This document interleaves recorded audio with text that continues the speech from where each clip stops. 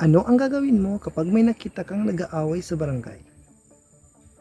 Kapag may nakita kang nag-aaway sa inyong barangay, alam mo ba na may tamang paraan kung paano ito dapat aksyonan?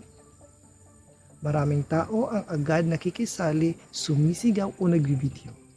Pero ayon sa batas, ang tamang proseso, ang unang dapat gawin ay siguraduhin ang kaligtasan ng lahat kung delikado ang sitwasyon o may pananakit nang nangyayari.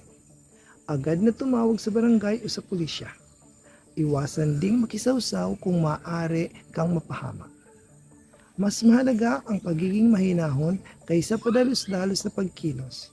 Ang mga barangay opisyal ay may tungkuling tumulong upang mapahupa ang tensyon at mapaghiwalay ang magkabilang panig.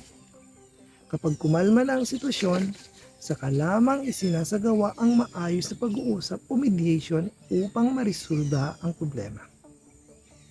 Laging tatandaan, ang simpleng away kapag hindi inaagapan ay maaaring lumaki at humantong sa kasong kriminal.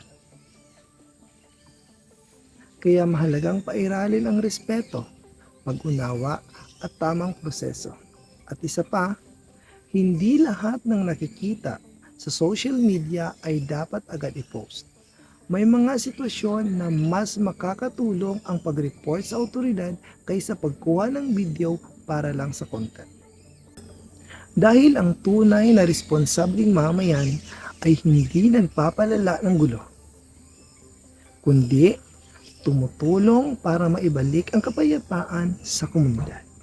Kung may natutunan ka sa video na ito, i-share mo ito para mas marami pang tao ang maging responsable at maalam sa tamang kilos sa panahon ng alitan.